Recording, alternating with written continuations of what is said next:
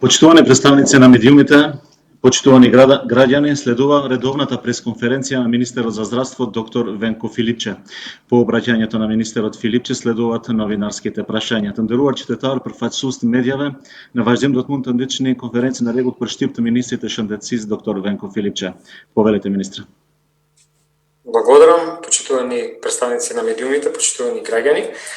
Дозволите да ја кажам најновите информации уврска со состојбата со COVID-19 вирусот во нашата земја. Денеска се регистрирани 36 оздравени пациенти, вкупно до сега 337. Од нив двајца се од болничко лекување, 34 кои што се лекуваат во домашни услови од Скопје, Прилеп, Велес, Кочани, Пробиштип и Штип. Ефективната клиника починал еден пациент на 80 годишна возраст кој е лекуван на клиниката од 21 април. Во изминатите 24 часа направени се 408 тестирања, потврдени се 26 нови случаи, и тоа по градови во Скопје 11, во Куманово 20 пациенти, во Тетово 3, во Струга 6, во Битола 1, во Гостивар, Виница и Неготино исто така по еден диагностициран пациент. Вкупната бројка со овие денес диагностицирани во нашата земја изнесува 1326 и вкупно направени тестови 14057. Во врска со состојбата по болничките установи, на инфективната клиника се примени 3 пациенти, сега вкупно хоспитализирани 61, од кои што на механичка вентилација се 6. Во болницата 8 септември хоспитализирани 24 вкупно потврдени, со потешка клиничка слика 6 пациенти, кои што се на респираторна машина. Во останатите болнички установи, каде што има инфективни оделенија, каде што се хоспитализирани пациентите, согласно последните информации, нема некоја драстична промена во однос на видната клиничка состојба. Дозволете да дадам уште неколку информации. Денеска пристигна 12 респиратори и 5000 заштитни маски N95 како дел од помошта на Европската Унија, која што во вкупна вредност изнесува 4 милиони евра. И уште еднаш во оваа прилика сакам да се заблагодарам за донацијата. Имав телефонски разговор со евроамбасадорот Жбогар. Многу беше тешко да се обезбедат респираторни машини, имајќи предвид дека многу земји во светот практично забрани износ на оваа медицинска опрема од своите земји. Овие респираторни машини 12 се дел од вкупно 20 кои што треба да пристигнат во нашата земја како помош од Европската Унија, и овие 12 ќе бидат распределени на инфективната клиника и во болницата 8 септември. Дозволете да кажам уште неколку информации. Веќе е во функција амбуланско-терапевски оддел во Институтот за физикална медицина и рехабилитација. Темелно се пристапи кон дезинфекција, чистење на целокупниот простор во институцијата во Козле. Вработените кои што беа позитивни поминаа асимптоматски или со сосем лесна клиничка слика.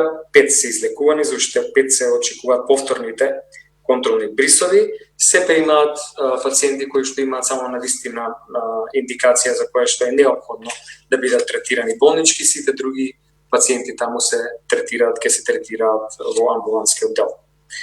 Државниот санитарен здравствен инспекторат го заврши првиот инспекцијски надзор кој беше спроведен на 17 април.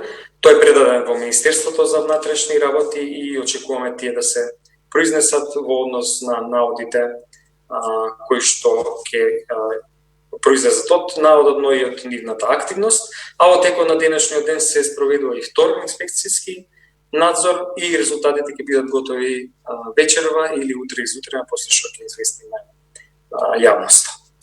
Дозволете да кажам неколку зборови за маските во однос на таа одлука за задолжително носење на заштитна опрема на лицето, тогаш и на отворено, кога нема да може да се одржи препорачаната дистанца од 2 метри. Дозволете да појаснам неколку работи. Точно е дека иницијално препораките на Светската здравствена организација беше да не се носат на маски, посебно лица кои што се здрави, меѓутоа исто така е факт дека меѓу време излегува многу студии, препорака, а и искуства од многу други земји и имајќи го во предвид се уште не точно утврдениот начин на ширење на вирусот, освен оние докажани до сега, како и фактот дека сега е дефинитивно јасно дека има голем број и асимптоматски носители, многу земји во светот, а и ние, како една наша политика, оведовме оваа мерка, заради тоа што сметаме дека сега во оваа фаза, после сите сознанија од овој период кој што помина,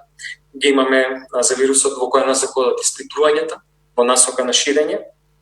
Сметаме дека е неопходна и една мерка која што значено ќе придонесе да се намали ширењето на вирусот. Сакам да потенцирам дека ова се однесува на затворен простор, а на отворен простор тогаш кога нема да може да се одржи препорачената дистанца од 2 метри со луѓето во непосредната близина. Неколку збора во однос на ситуацијата во Дебар, таму е практично ситуацијата подолго време стабилна, активни се само неколку тројца случаи. Немаме нови случаи потврдени во Дебар, тоа беше одлично основа за старт на скринингот. После иницијалните разговори со матичните лекари кои што ни укажаа за некои работи кои што тие сметат дека се проблематични во однос на спроведувањето на целиот овој скрининг. Таму се тестовите испратени и во периодот кој што следи оваа програма, овој скрининг целосно ќе се спроведе во 3 категории на граѓани, нешто што како стратегија, веројатно во следните месеци, во смисла на испитување на имунитетот на населението, треба да се спроведе на територијата на цела држава, меѓутоа во некоја подоцна фаза на епидемијата кај нас. Во однос на уште некои информации кои што излегува во јавноста, повеќе пати изминативе денови бевме контактирани од патронажните сестри кои што беа практично вработени со договор на дело на временски период од 6 месеци, кој што истекува сега на крајот на април. Во неколку наврати повторивме, еве сега повторно ќе кажам дека сите тие договори на сите кои што се заинтересирани да продолжат да работат, ќе бидат продолжени. Средства финансиски од страна на Фондот за здравствено осигурување се обезбедени и ќе бидат вработени дополнителна бројка на патронажни сестри таму каде што ќе покажат интерес за сите нив согласно големата потреба на здравствени работници во сите ИЗО, согласно тоа да самите патронажни сестри целосно веќе досега се вклопија во еден систем на работа во рамките на нивните ИЗО и во рамките на нивните средини, пружајќи здравствени услуги на населението. За сите нив се обезбедија потребни финансиски средства. Уште неколку пораки до граѓаните. Најпрво би сакал да го честитам празникот Рамазан, Бајрам на сите верници од исламската вероисповест.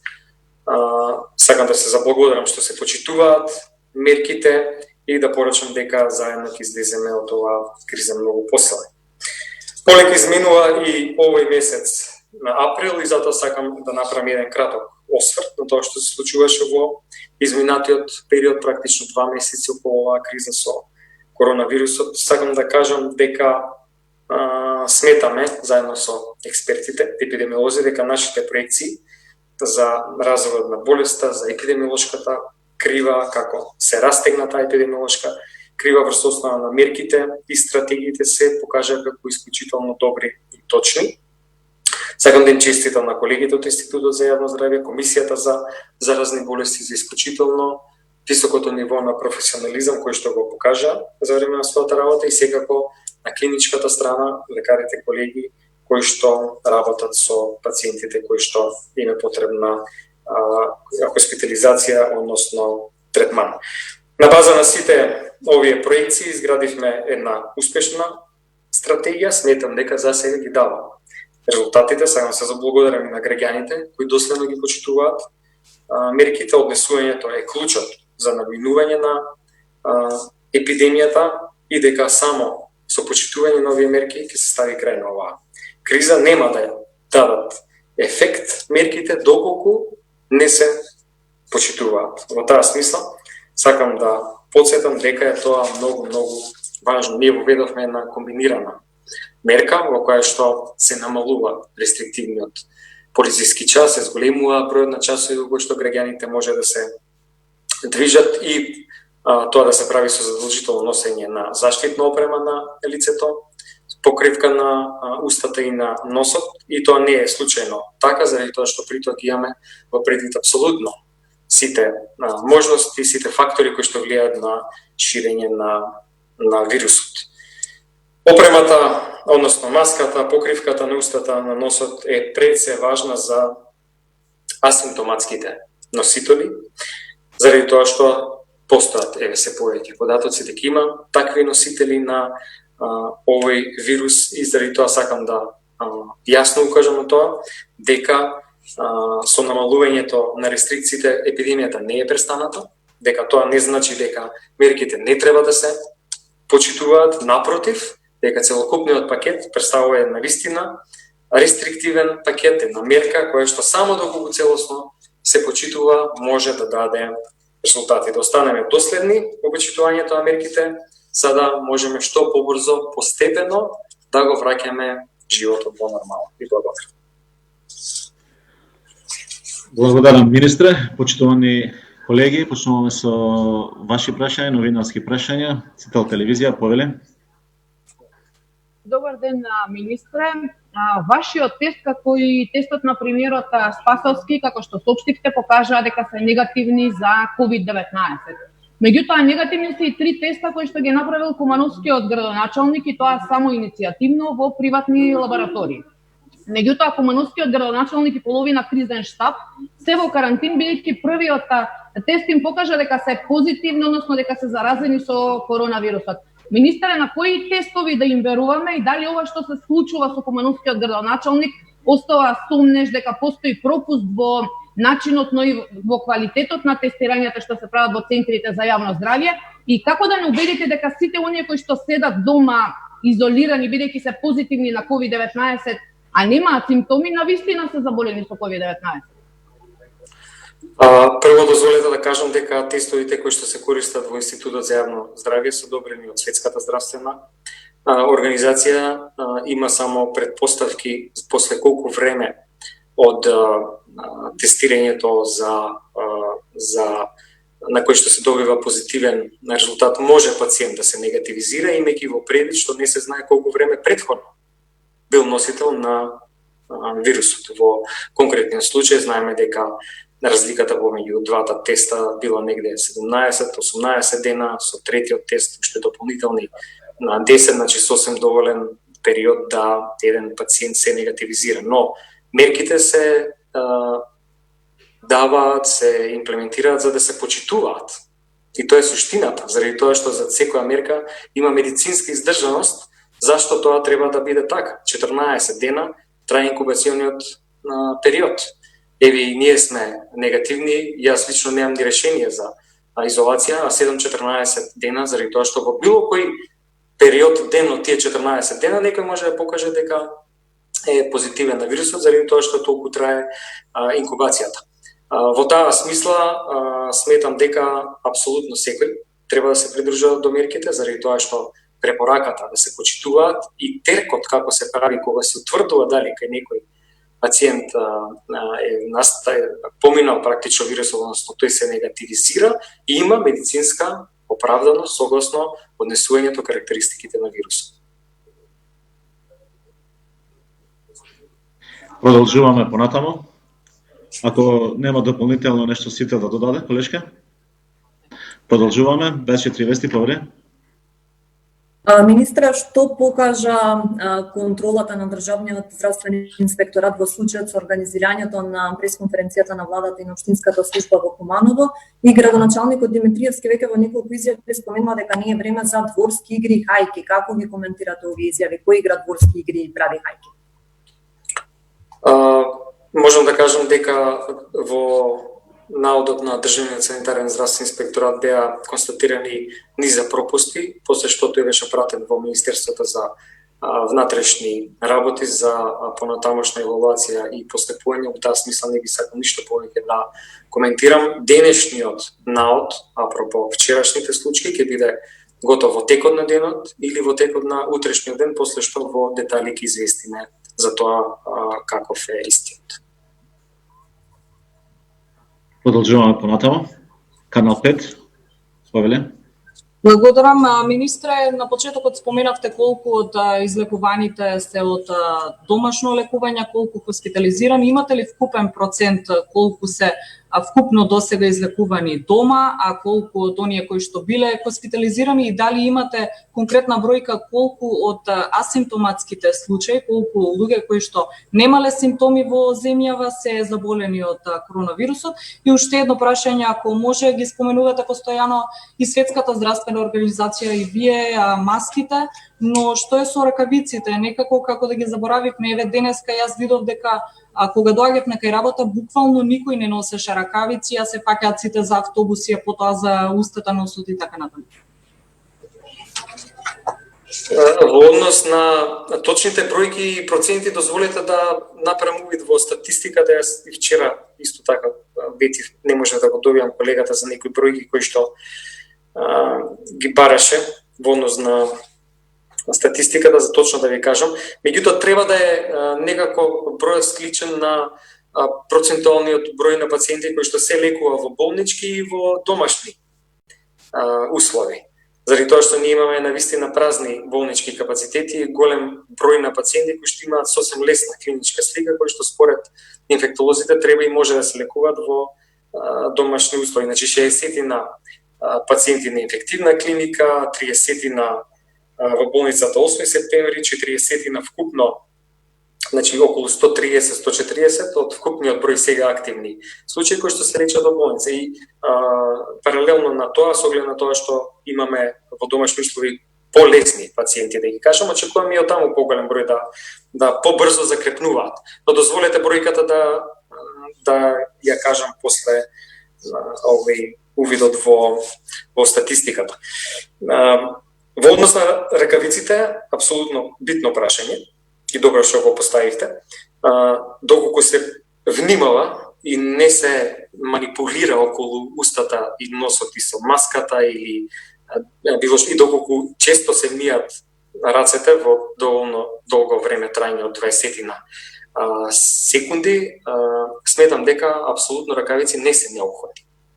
Заради тоа што и ракавици доколку се носат и невнимателно се манипулира околу прекривката на устата или носот или на маската, тогаш може да се пренесе вирус. Во таа смисла, затоа сметавме дека само маска, односно заштитна опрема на лице е неопходна.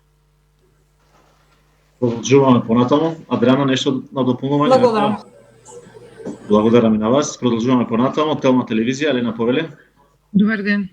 Министре, за да не испадне дека селективно информирате за извештаите на институтот на Државниот здравствен инспекторат, ме молам барем во која насока се однесуваат тие забелешки кои што ги утврдиле, дали во организацијата на посетата, дали во носењето на маски, ракавици, дали во тоа што не сте биле информирани, барем од прилика да информирате во која насока се однесуваат тие недоследности кои што ги открил инспекторатот при увидот.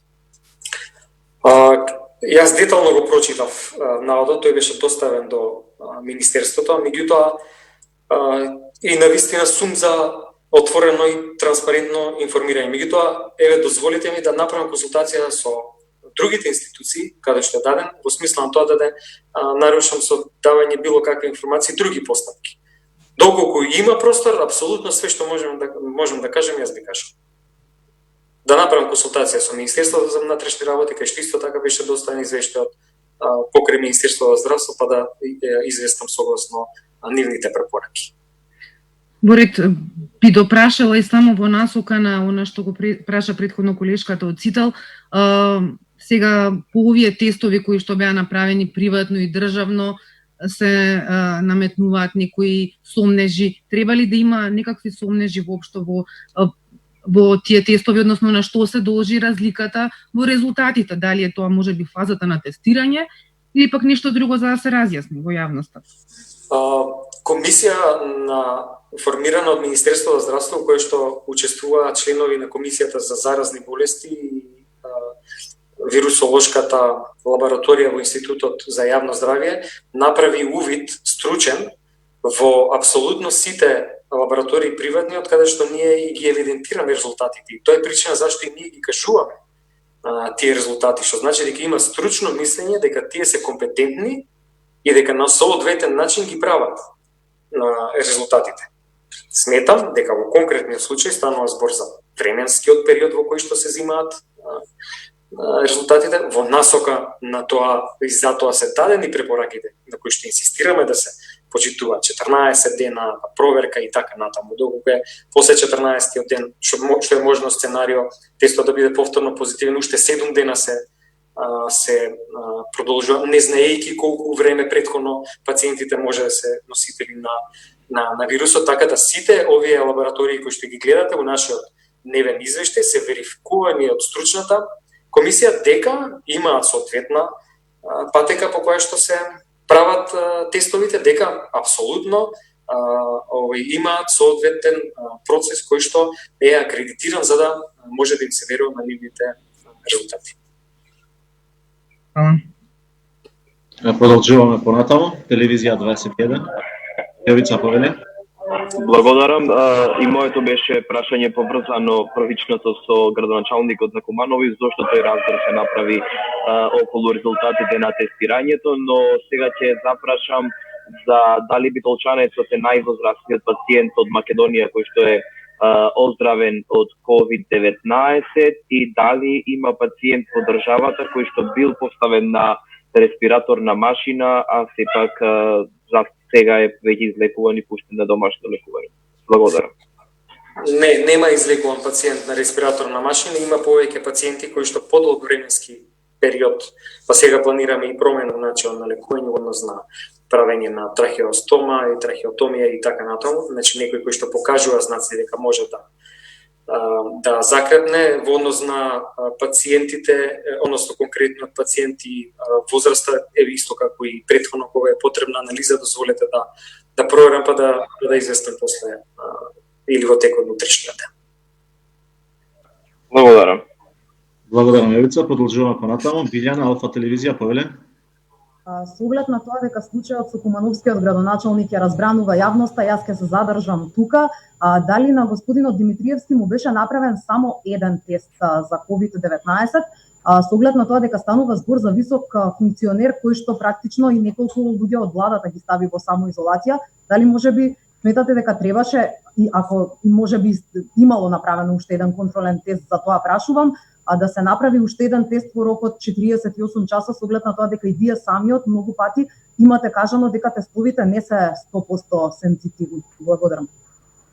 Да, сензитивноста на тестовите е една карактеристика на самиот тест, како продукт, да кажем, и секој тип на тестови има различна сензитивност. Меѓутоа, суштината е во придржувањето до временските рокови, имајќи го предвид начинот на кој што вирусот се однесува.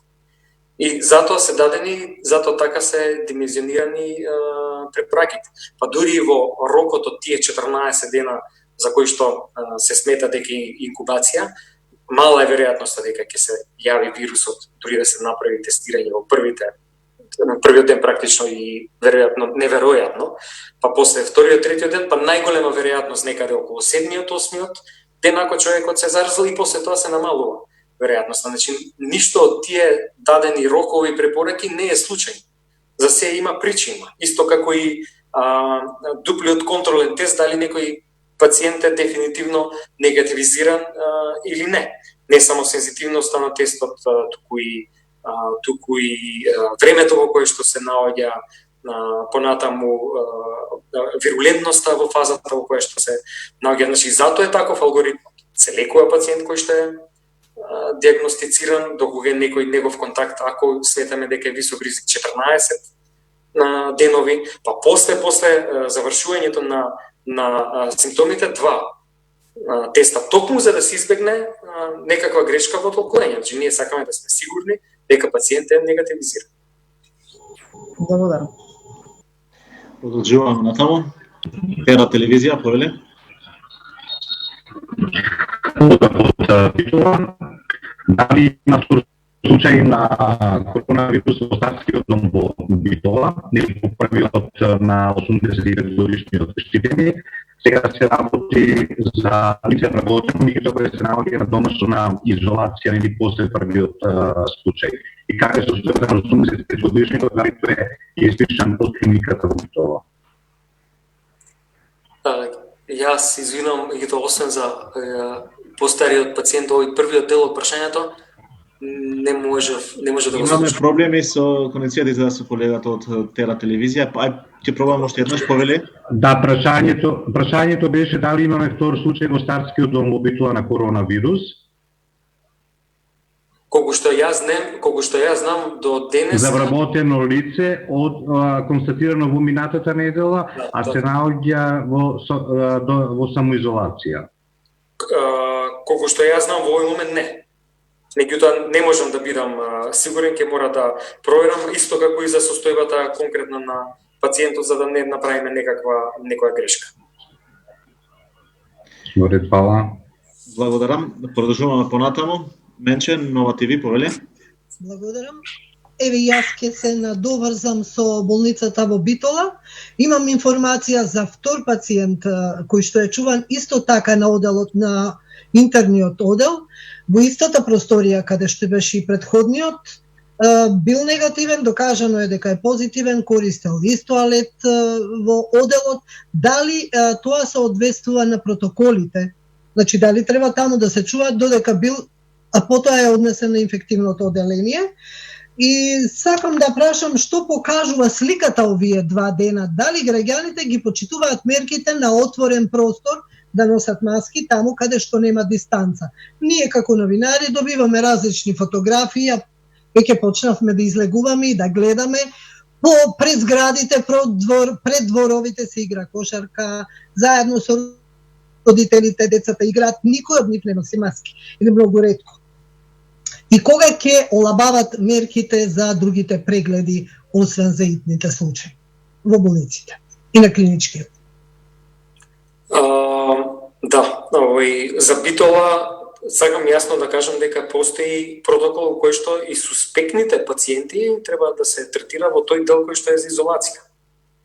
Заради тоа што и таму има просторни услови каде што не би требало додека не стигне тестот да бидат одделени од тие пациенти кои што се докажани позитивни на COVID-19, на вирусот. И све друго е прекршување на правилото. И тука сакам јасно да упатам порака дека тоа мора да се почитува секаде каде што имаме вакви информации после разговор со раководителите, доколку имаме предоставени информации и Државниот санитарен здравствен инспекторат прави увид со цел да се утврди фактичката состојба.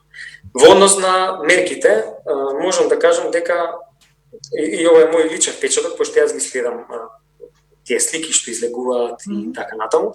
Сметам дека има прекршување на правилата, барем се дали е тоа генерално правило или дали се тоа повеќе исклучици, многу тешко да се каже.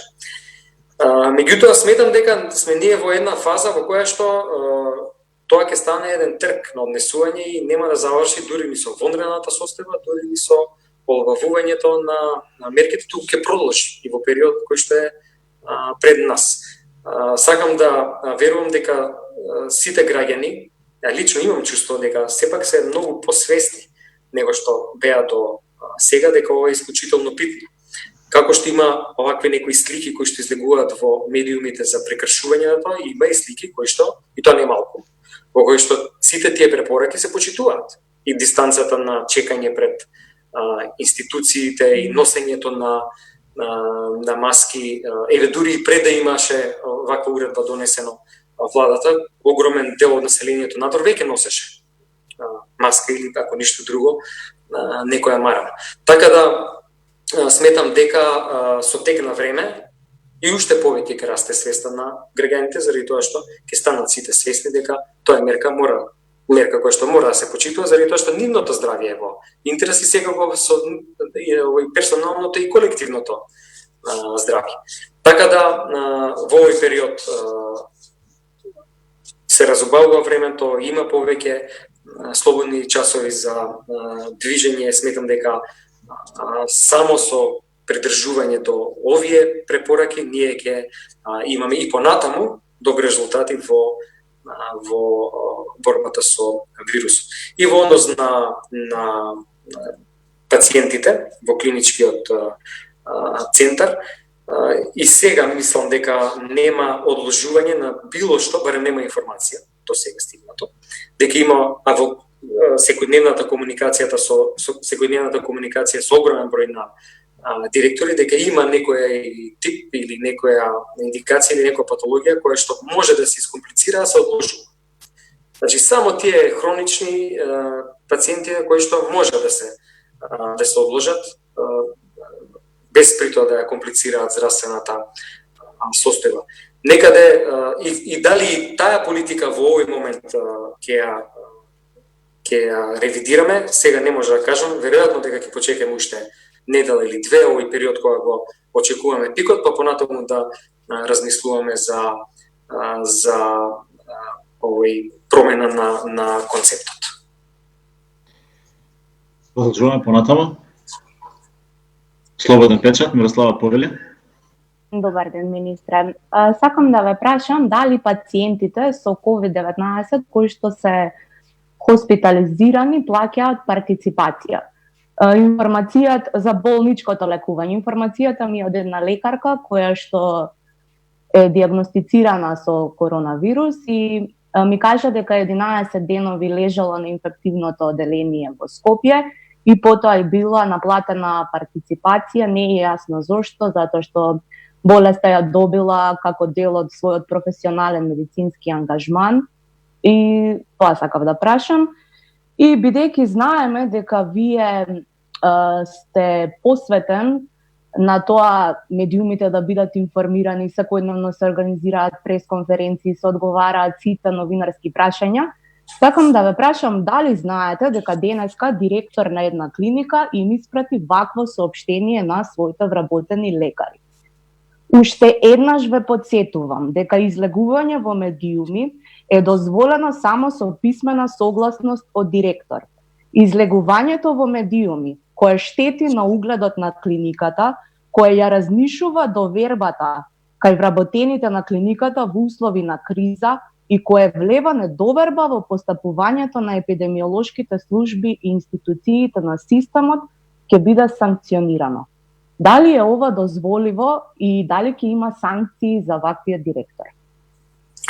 Тоа го прочитав непосредно пред почеток на пресконференцијата и успеав само го прочитав во слободен печат, беше објавено на мрежите, успеав само кратко да разговарам со директорката, ја замолив да ми ги прати сите мејлови и комуникација. И дозволете да кажам дека лично не се согласувам. Јас стојам за тоа да отворено, транспарентно и точно информираме во било кој момент и дека не поддржувам било какво ограничување на било каква комуникација. Ќе разговарам, па ќе ви информирам што е причината или позадината на ваквата комуникација.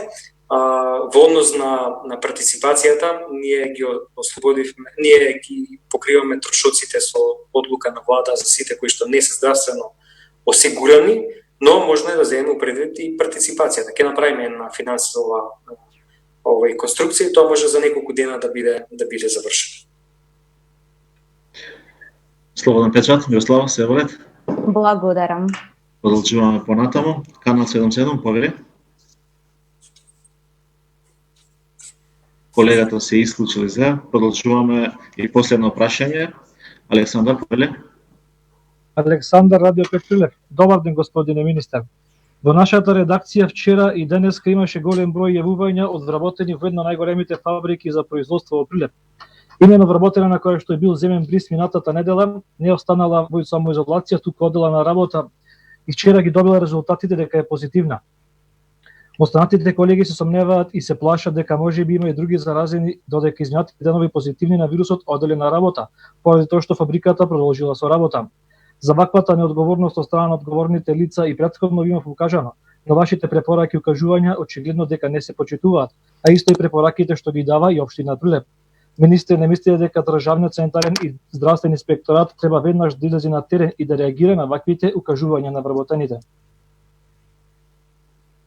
Да, апсолутно. Да се проверат сите работи и при тоа да се постапи по протокол на Комисијата за заразни болести, што ако има ваков случај, заради тоа што има протокол по кој што треба да се пристапи. Сега тешко да се каже, меѓутоа мора да имаме предвид, за да не преюдицираме, да не нагаѓаме, меѓутоа мора да имаме предвид дека има и асимптоматски носители. Има се повеќе такви случаи, но добро е да се испита случајот, прво да се знае како да се постапи со сите во околината, а после и за другите аспекти на работа. Александар? Благодарам.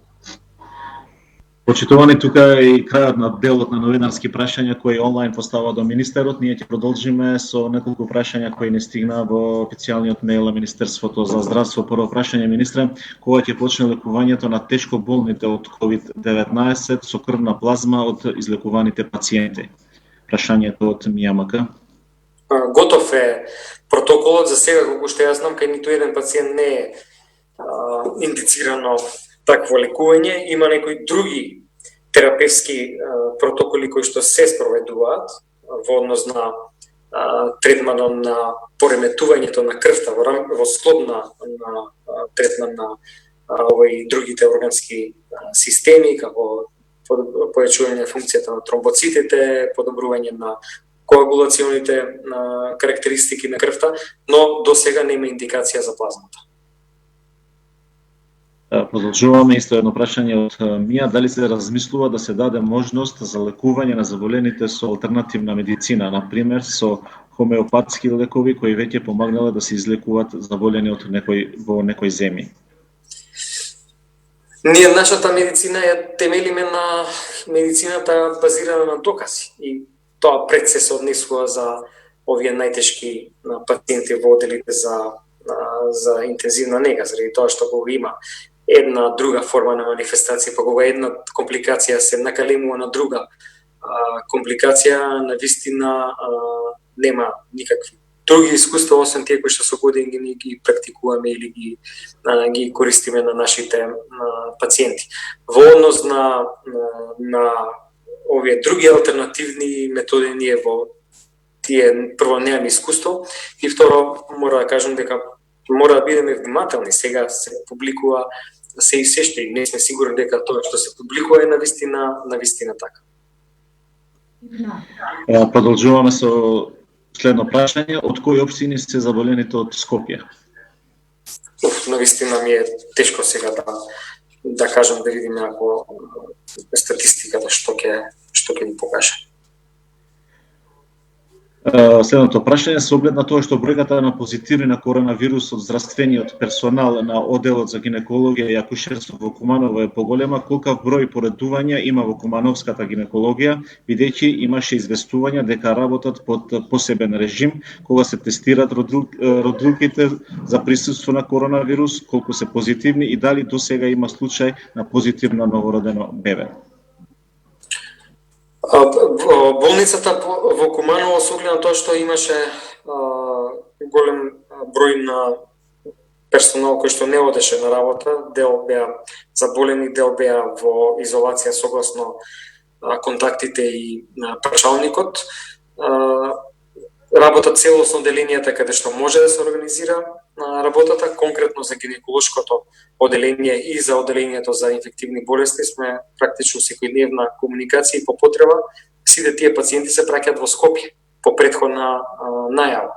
Во еден момент сите пациенти кои што беа хоспитализирани на инфективното оделение дел беа пуштени дома согласно проценката, дел во Скопје, понатаму се примија нови пациенти, 15-тина ми се чини, но во координација дека таму работата може да биде организирана. И истото важи и за оделението за гинекологија, имајќи го во предвид оној протокол кој што постои на гинеколошката клиника, каде што може сосем безбедно и сигурно во тој дел за изолација да се породи родилка која што е позитивна на вирусот. Сакам да кажам дека имаме секојдневна комуникација и така ги решаваме овие работите и предизвиците кои што излекуваат секојдневната работа.